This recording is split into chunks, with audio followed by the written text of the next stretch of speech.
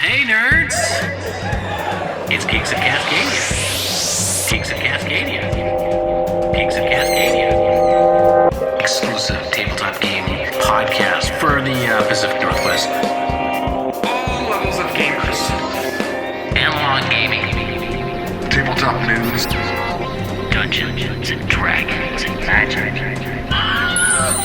Stupid, mindless band. There will definitely be some. That's probably our best. That's our best feature. Hey geeks, Blue Samurai here, and I am with. I'm still Paul, And it's hot. It's hot. It is. It is so hot. It's super hot. That's why I took this background of an oven, because I'm literally podcasting in an oven right now. It is episode 69. Yay! We are missing Rebeculous on this podcast. She is going through some There's stuff to do.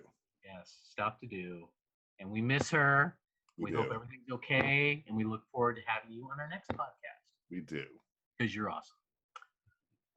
But we do have an excellent show for you today. We have Tanya DePass. Yay! Yay! I've been wanting to try to get a hold of Tanya DePass on her podcast for a long time, except I was a little intimidated by her because she's so amazing. She works on we work on Orcacon, and she's there. I've known her for a couple of years. It's like, will she say yes to us? And, of course. So she does so much stuff. She has I Need Diverse Games. Mm-hmm. And she has a D&D online thing. Rivals of Waterdeep, very good. Yep. Very good. Mm-hmm. Which is awesome. And as a person of color, I want to thank you, Tanya, for helping the cause. So it's great, making tabletop gaming more diverse and inclusive. That's what we need to do, and it's a good thing. So, Paul, buddy, is there any con news? I have some con news. Oh, you do? I do. It's going to be. I'm going to predict what it is, but go ahead. Future con news. So we were going to have Everfree Northwest this month, but it's been postponed until next August 13th through 15th. What? Why? What's going on? Well, I guess all of the ponies and the bronies didn't want to get together during a pandemic, and I think that makes good sense, and that's responsible. Yes. They're going to have some great people.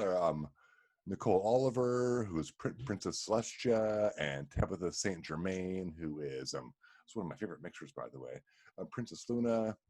But this script is weird. Matt Cowlrick, Dragon Lord Torch. There's some of their guests are going to have next year, so maybe I'll reshare this podcast in July next year. Okay. BritCon is also canceled. That was going to happen in Seattle, but they're going to be back in August 6th through 8th of 2021. It's sci-fi, fantasy, drama, comedy, television, movies, books, and comics, everything British that you love. So Doctor Who type stuff, maybe some like the British coupling was a great show, things like that. Right now, if things were normal, we would be at Dragonflight telling you what's going on at Dragonflight. I know, man. Right? That sucks. Dragonflight weekend. The first time I've been away from Dragonflight. Well, luckily there's no Dragonflight for you to be away from. Yes. But they're going to be August 13th through 15th in 2021 at the Bellevue Hilton. It seems we can be back. Yeah, it seems like a lot of these conventions have already just determined that they're not going to have it this year. Yeah, well, they're doing the responsible thing. Who wants to get into a giant room full of people who are all crammed together, touching the same things and breathing the same exhale? I know.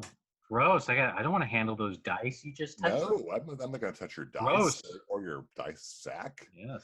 That's terrible. Yeah, and then there is also Retro Gaming Expo, which has been canceled in Portland.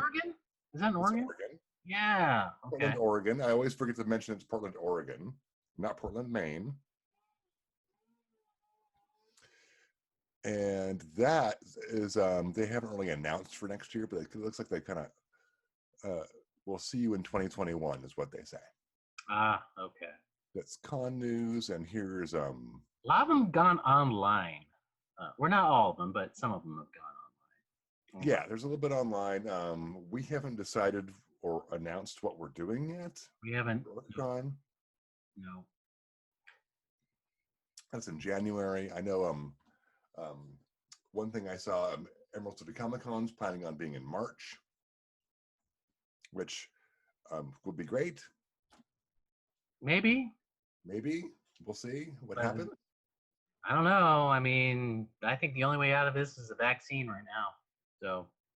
Yeah, I have no field of expertise. I put yogurt on a shelf. That's what I do.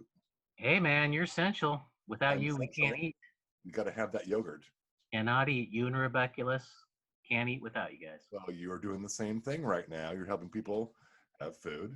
Thank you. That's totally admirable. Yeah. Whoever thought the National Guard would be doing food banks? That's new for me. Well, yeah. Well, hey, let's go find out what we got in tabletop game news. I'm going to put on my old man glasses here. Do that. And I'm going to bring up the tabletop game news that we have. Check out Paizo. Paizo updates official organized play schedule for upcoming conventions, so please check that out.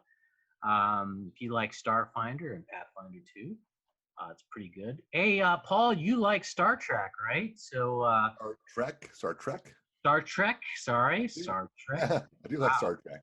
Yes, Star Trek Adventures Iconic Villains PDF is now available. So check that out. I really wanted to play. I really wanted to because I start DMing tomorrow for our group. Yes. I wanted to do a Star Trek thing, but I didn't want to make everyone do a Star Trek thing. Yeah, then you go. You get this red magical shirt. Do you wear it or not? Exactly. This red magical shirt is protection. It's got a -1 protection spell on it. That's right. Roll death save. Next, we've got on Kickstarter, there's a D&D adventure called The Dream Prison. They have 6 times reached their goal, and I don't know how much time they have left, but check them out. The Dream Prison on Kickstarter. It's a 5e adventure. They're from Menagerie Press, the ones that made it. Now, Paul, you know what? I have written a lot of adventures. I should try to just do it. Just post it. Just post it. Yeah, but the problem is I'm not a good artist. It'd just be stick figures, you know. Well, then you don't have to have art for your RPG.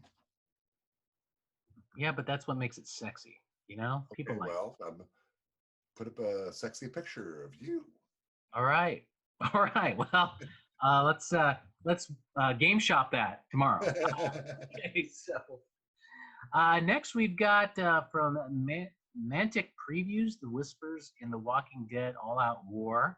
That is it's a line of figures that are coming out based upon well, it's not based upon Walking Dead, I guess, but they're Walking Dead and they got knives and arrows. And I don't like zombies. Yeah, well, they're zombie-rific. So if you like that, check them out. Check that, except for Paul. Paul does not like zombies. Also, we have new Epic Encounters mini sets available to order from Steamforge. So cool. Check that out if you use minis. I know Paul and I and our little D&D group use minis, but we haven't been using minis lately because, well, COVID. Well, you know what? Yeah, there's a pandemic. Yes, but you could use your time now to get all the minis that you want, so you can get ready to play with them. I've got the minis I want for the Strahd campaign, but I'm not going to do the Strahd campaign until we can get together and do it in person because I spend a bunch of money. Yeah, you don't want to do it online. I think you told us that. Yeah. That's too bad. But you'll do you're doing another adventure online. I am, yes. What's the difference, man? Stormlord's Wrath, yeah. Well, why are you doing that one and not Strahd? I didn't buy a bunch of minis for Stormlord's Wrath. Oh, I get it. So it's because you invested in a lot of minis. It's like, I did, and my wife paid a bunch of minis for Stormlord's Wrath. Right. And so I want to use those minis. Well, that makes sense. Great job. Hey, Paul, did you ever watch the movie Labyrinth? I own the movie Labyrinth. I own the game Labyrinth. Have you played the game Labyrinth? Well, there is a game, the adventure game, and you can pre-order it for Jim Henson's Labyrinth. Really? The adventure game is available now. Check that out. River Horse has started taking pre-orders. So for by the game. adventure game, is that an RPG? It says here the adventure game hardcover book, so it must be, yeah. I think that's what. Okay, because I have the board game Labyrinth. Oh no. You purchase that around the table in Linwood, Washington. You should support around the table. You should. But anyway, check that out. If you like that, you like RPGs. I wonder if you can play the Goblin King. That'd be kind of I don't know. cool. Check that out. Yes, check it out. Okay, next we've got Flames of War. I know some of you are totally into miniatures. I'm not, because I'm a horrible painter. So check it out. New D-Day Germans available for Flames of War. In fact, I'm looking right now is in Armored SS Panzer Grenadier, headquarters company. So check that out. Grenadier? Yes. Basically infantry. Okay, not Grenader? No.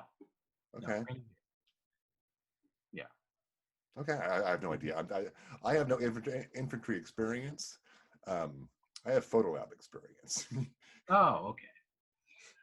Well, speaking, keeping on the minis theme here, the Keeper of the Dungeons are available to order from Forge World. This is basically tied to the Middle Earth strategy game or The Hobbit. So check that out from Forge World web shop. What else do we have? I think that's pretty good what we got there. I think lastly, I'm gonna go do a plug here, because I am both happy and upset about this. And I know you and I talked about it on Facebook, Paul, but that is the fact that D&D Beyond is launching their third anniversary, and they're putting 20% off. They got some codes. If you go to D&D Beyond, yes, that's celebrate fantastic. third anniversary, celebrate together. The day after I bought all the source books. Yes. I love that they do that. Yeah, I bought all the source books, and the day after I get a coupon. Yeah, I was kind of upset. Like they're watching me. 5 days after I bought Rime of the Frost Maiden, they offer up these. You bought an adventure. I bought all the source books. That's true. But you can now buy the Legendary Bundle with 20% off. I could, but do I need all that? Yes, eventually you will. No. So celebrate together 20% off all digital books using ANN20 and 30% off the Mythic dice set if you want to do that. And with Mythic 30 and 30% off the Archmage Favors dice using Arch30. So all you gotta do is go on D&D Beyond, and the codes are right there. If you are like Paul and I, just get mad. Just get mad, because I've been mad for a couple. Yes, if you want to give them money to have virtual dice, by all means, do that. Yes. And you can't touch them. If you do have money to buy virtual dice, please feel free to give us a call to send us your money. Now you can use PayPal and send money to geeksofcascadia@gmail.com. There you go. Or you can tweet us at Geeks of Cascadia. If you want to say, hey, where do I send you money? We'll take it.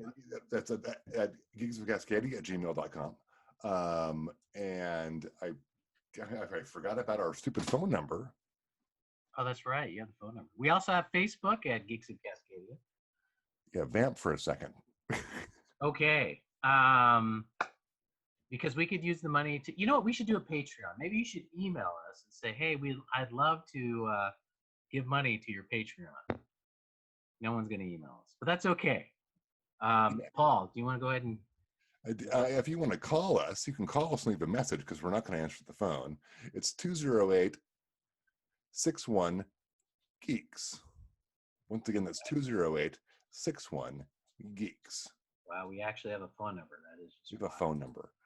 So, Paul, do you want to listen to what Tanya DePass has to say? Let's talk to Tanya. Tanya's great. Okay, now just a word to our listeners and our viewers out there. Especially our viewers, they're going to see us all close, and this is pre-COVID. This was during Orcacon, and apologize for not getting this out sooner, but when COVID hit, it kind of disrupted a lot of things. Exactly, everything got broken. Yes, it did. So with that, let's go hear what Tanya has to say. Hey geeks, Blue Samurai here. I'm with my co-hosts. Rebeculous. I am still Paul. And we have a special guest, Tanya DePass. Hey, y'all. Tanya, I have been wanting to bring you here for a couple of years, and I've always had that opportunity, but I'm just so afraid to approach you. Oh my God. I know. Why? Well, because you're a big deal. You help people like me, feel comfortable in tabletop gaming. I'm serious. I hear you out there. You're kind of a, to me you're a star. It's true. Well, thank you, but I'm just a regular person. Well, you're doing really good work. Thank you. And I think the reason why I have such high regard for you is when I, obviously I'm kind of an older person, and when I started D&D, like late 70s and 80s in my group, I was the only child of color. And trying to find a way to relate to a game that was mostly, at the time, very European, very white, it was hard for me. Yep. And when they did come out with an adventure book called Oriental Adventures, which by the way, Jiminy, not ouch. the best word, I did not know that. but I got really excited about the samurai class and all, and they were trying. Yeah. They were trying it, and it seems that there has been a lot of changes since then. There's still more to go. Mm-hmm. I don't know if that's the same experience that you had, and if that's not is that unusual for me to feel that way? Absolutely not. I'm a little older than D&D, so I remember a lot of like other kids in the neighborhood not really either being into it, or I'm sure you heard this. That's for white kids. That's not something we do. And I had to deal with also the satanic panic and my mom thinking, Oh, yeah. yeah, I remember that. yeah, Okay. thinking that this is devil worship. I had to kind of sneak and go play. But it was also, I was still one of the few brown kids, if not the only one, just like you. Isn't it really? It's more Asmodeus worship. I'm sorry. Sure. I was a little D&D joke. That's right. No, Asmodeus. Either way. And how is that for? So one thing that people don't think about is it's not just trying to be inclusive in diversity, but also as nerds in perhaps a family like my family. My mom's Japanese, right? From Japan, and playing D&D to her was like, "What are you doing? Why are you even doing this?" Yep. So within our own cultures, I mean, for you coming from the community that you came from, that must have been hard for you as well as for me, right? Yeah, it's like what is this weird thing? You're sitting there with books and dice and paper, and why are you telling stories like this? Why don't you go outside and play? And it's like, I do go outside and play, Right. but this is using my imagination. Don't you want me to do this too? And what do you think has caused some of the positive changes? I think a lot of it has to do with people being able to watch and virtually play. You're not stuck having to find a friend with a table. You're not stuck with only your local friends. And not in a bad way, not stuck in a bad way at all. But, I mean, all of us remember when, if you wanted to play D&D, you wanted to play Pathfinder, you wanted to play anything, if you couldn't find a local group and someone who had the room to host 4 or 6 people and could have a bunch of folks in their house every weekend, you weren't going to be able to play. But now, like, we can watch on Twitch, we can do virtual gaming, and that also means you get to see more people like you versus every stream, every show is the same bearded white dude. Right, yeah. It's also the people, isn't it? I mean, the technology for sure, but we're all grown up. So Yeah. we're in charge of this stuff now. So Yep. let's Right. open it up. Right. Yeah. And then you decided to take kind of the bull by the horns, and you have your own organization, everything. And I know you've been on several podcasts and stuff. You had to repeat this, but could you please repeat to our audience here? So, I Need Diverse Games was born out of frustration, and it was October 2014. And there were games that were announced E3, they were getting ready to come out, and that was also the year of It's Too Hard to Animate Women. Yes. What? A dev at Ubisoft was asked a kind of a technical question about animating in frames, and instead of giving kind of a technical reply and response, he said, "Oh, it's too hard to animate women." Meaning, once he actually like had more words to use and explained it, it was like, "Oh, well, this is why this is difficult, but not impossible." But of course, the internet and myself included, heard it's too hard to animate women, and it was like, what? Yeah. There are women in Ubisoft games. I've seen them. I've seen women in games. So, and that was just frustrating. I kept seeing just game after game come out with like the same bro dude saves a woman, gets the woman as a prize, or loses his wife, daughter, whoever is like his MO, and seeing women fridge. And I started just tweeting out and putting "I need diverse games" as a hashtag. And friends who had much bigger Twitter presence than me picked it up, and then developers started picking it up and talking about it. And it was like right time, right place, lightning in a bottle, and just went from there. And there was a time too where I think women were depicted in games almost like in the '90s comic books of The Escher and the skimpy uniforms, or in this case, skimpy armor.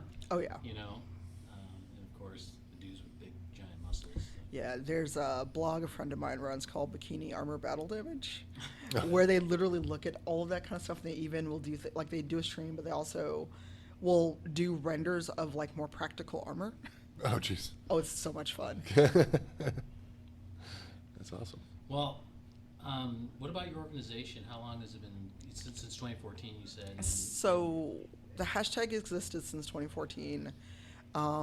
As an org, as an entity outside of my own Twitter account, it's existed probably since early 2015 and became an official 501c3 in 2016. But I've been doing that work full time since December 2015.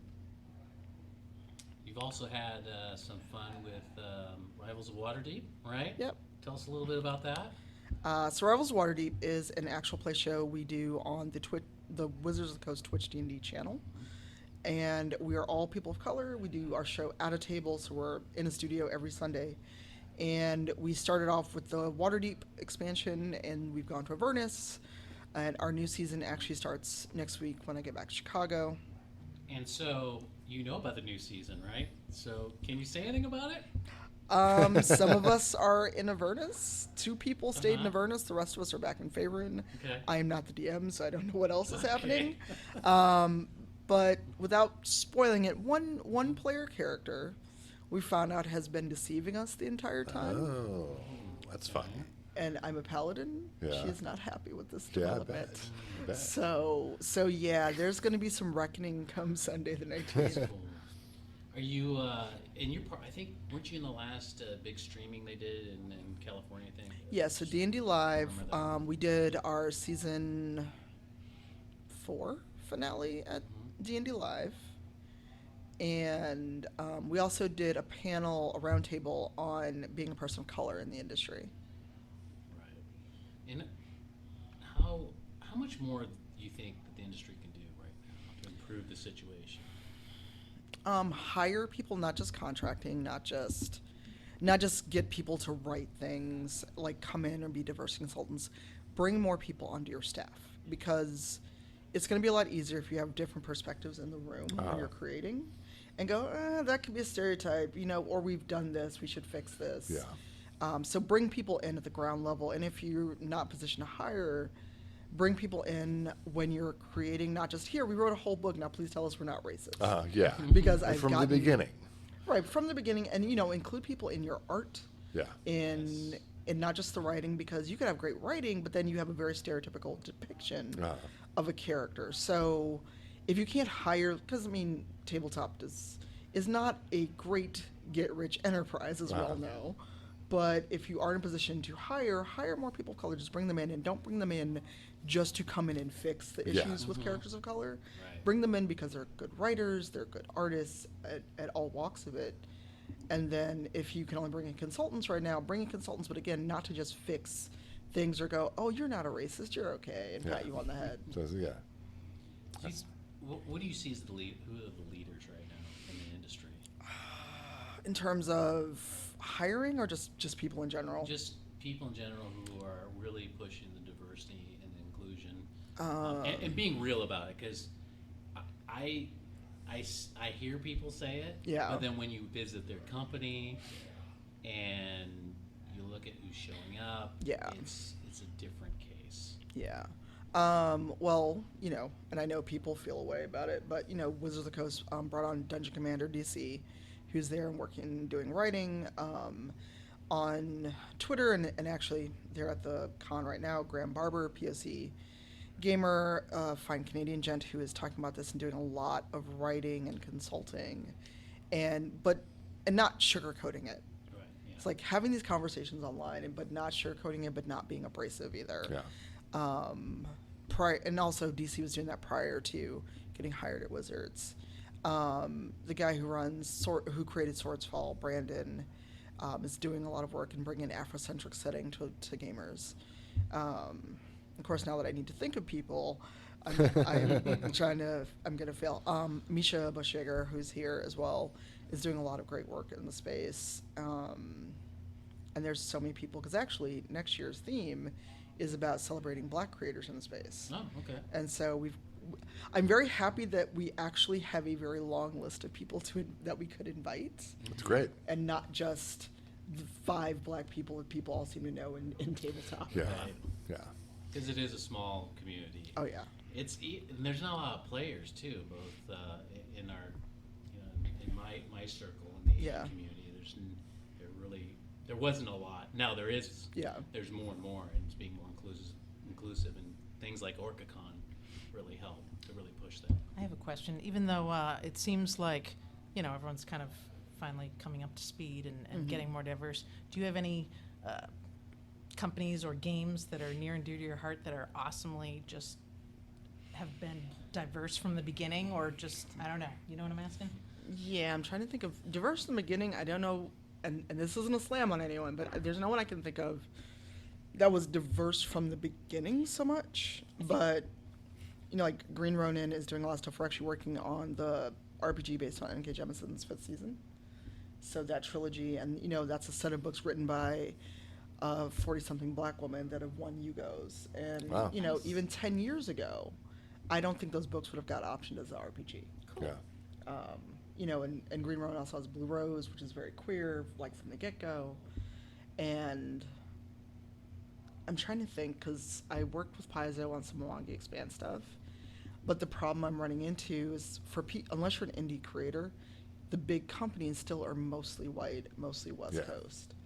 And while it's great that they're bringing people in, you should have people on staff, not so much always consultants and freelancers. And I notice now they're starting to address a little bit in the storytelling in the adventures. I've seen it in Waterdeep, Dragon Heist, LGBTQ storylines or characters.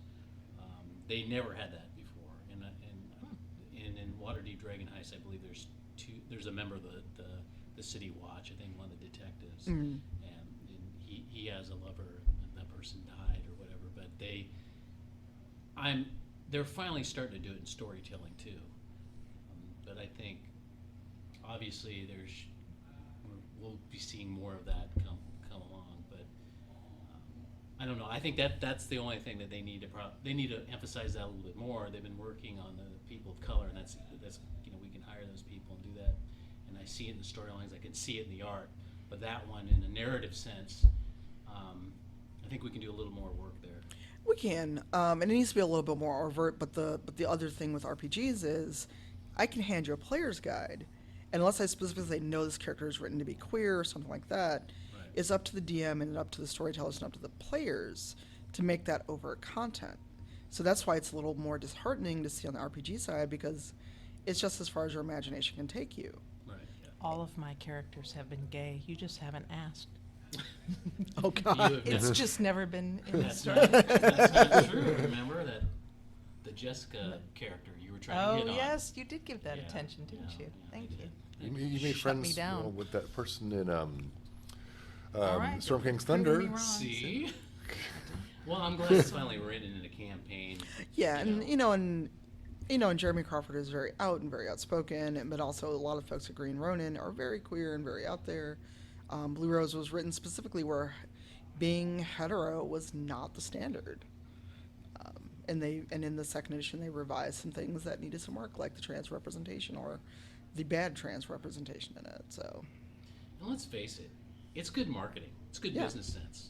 I mean, if you're just going to cater to one demographic, you're not going to get Yeah. the dollars in. Yeah. So Be it's a inclusive. good It's idea. kind of a win-win all the way around. If you Right. hire diversely and you have a diverse storyline and you're appealing to a diverse group of people who will buy your game or play your game, I mean, there's no Yeah, loss you there. will make a better product. So, You make a better product, but you're also leaving money on the table. Yeah.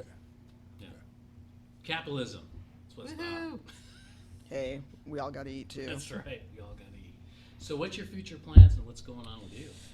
Well, here I'm doing some panels. I'm going to do a panel a little later. Kate Baker is moderating tips for GMs, new GMs. We're having our inaugural Person of Color meetup at 6 o'clock. And then outside of Orcacon, I am doing actually a Blacks and Game Dev talk / panel at Ubisoft Toronto. Cool. And I am unwisely probably trying to do both PAX East and C2E2. Oh. Jeez. They're the same Wow. weekend. Busy much? Oh. But at least Boston is a short flight and I can get back easily. Yeah. Still hanging out in Chicago. Supposed to snow. Yeah, still hanging out in Chicago. I'm trying to think of what else is happening. Because it feels like I'm booked out pretty far into 2020. And, I'm working with Green Ronin and the fifth, I almost said Fifth Element, fifth season RPG. So our writers are hard at work on that. And how would we get a hold of you? On Twitter, my handle everywhere is Cypheroftyr, CYPHEROFTYR. And for any kind of diversity stuff, you can message me at Tanya, Tanya, at ineeddiversegames.org. And if you see me at the con, say hi. Just don't be a weirdo about it. Sorry. No, not you. I've had very awkward interactions at conventions. Your interaction was nowhere near awkward. Okay, good. No, I've had some very That's not what we strange. tell him. He's very Hey, awkward. I'm gonna name drop now, and I've got her phone number, so it's gonna be great. But yeah, it's I'm pretty easy to find, unfortunately, some days. But yeah, I'm at the con all weekend, and then if you are at C2E2 or PAX East, at least Thursday and Friday. And then after that, future plans are maybe Gen Con this year, maybe not, and TwitchCon definitely. All right. Cool. Well, cool. Thank you very much, Tanya, and You're welcome. everything you do. for Yes. Tabletop Games. Yes. Thank you. Thank you. You're welcome. I love Tanya. She is so great. She does good work. Yes. Good. Ravens of Waterdeep is fantastic. And thanks for talking to us. Diverse games need to exist. Yes. We have I'm to be glad- inclusive. I'm glad she's with Orcacon. Yeah, I'm glad she's with Orcacon. And it's Totally. sad that we don't get to see her. We won't get to see her this Orcacon, but I'm sure she doesn't want to get the COVID. I don't want to get COVID, so Nobody does. no. We need to do the right thing to make everyone safe. Yes, we do. We do. And I'm doing my part by killing COVID by being in this oven. Yes, I'm doing my part by being on vacation for 2 weeks. There you go. I went and wore a mask and bought some beer today at Brews Almighty, who is not our sponsor. Brews Almighty, Everett, Washington. They sell crowlers. Mhm. Wear a mask and you can buy beer. Well, I hope while you're on this staycation that you are preparing for the D&D game that we're all playing tomorrow. Yes, yes, I am preparing for that. I'm going to kill all of you. And what campaign is that? That is Stormlord's Wrath. Oh, okay. So do you think maybe we could do a review of that, right, when we're done with it? We're done. or- Sure, yeah. I might secretly record it. Who knows? Ooh, I like that. I might ask everyone if I can record it. Might as well give it a shot, right? Sure. If People like might that actually sort of watch thing. it. Yeah, or listen to it. Yeah. I mean, Bill's going to do some cool shit. Oh, I said shit again. Uh-oh. Uh-oh. Well, Rebecculus isn't here, so you got to get at least one in. Somebody's got to get some swear words in there. Because Bill is doing a gnome rune night. Oh, Bill has 3 characters he's built. Yes. He And doesn't know hasn't what. decided yet. I think he's leaning towards the gnome rune night. That's what it looked like. It's like, so because I'm still new. Is what Bill does? Does Bill min max? I don't know. I mean, it's a gnome playing a rune Well, night. he tends to do some weird stuff where he's very powerful in some areas and very weak in other areas. Yes. And I'm not smart enough to know what min maxing is. I think it's a very interesting role play opportunity for him. So Yeah. I love my character, a Tabaxi Bard. Thank you, Paul, for allowing me to have a magic problem. banjo. That magic banjo. I'm very Mhm. excited for that. Have we just, what do you think? El Kabong, or It's should I all name very- it Leroy? You have no choice. You can't choose your nickname. Your wow. banjo is called El Kabong. Wow, okay. There you go. Spoken from the DM. It's It like must be law. banjo is El Kabong. And look that up on Urban Dictionary. Oh wait, no, don't do that. So, Paul, I think we could. I think we should wrap it up for We should. today. I think we had a pretty good show. Again, Rebeculus, I hope all's well with you. Yeah, I am really, really sweaty now. Yeah, it's pretty hot. And Paul, I am looking forward to our game tomorrow. It's gonna be fun. It's gonna be fun. It's gonna be like 10 degrees cooler. God, I hope so. Yeah, Oh, I'll be in the barracks though, but they have AC. So it's okay. oh wow. But they spoil you guys. Well, it's a new army now. You are important. Everyone has a boss. I guess I have air conditioning at work too, because I work in a dairy cooler and it's 25 Oh. degrees. Cool. All right. Well, with that, embrace the nerd, and I hope you make that saving throw.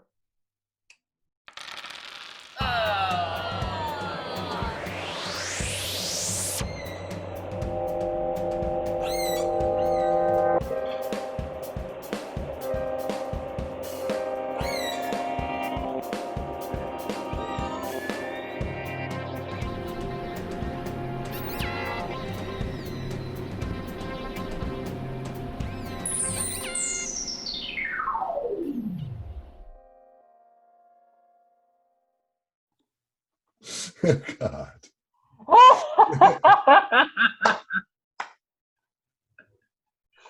Oh man.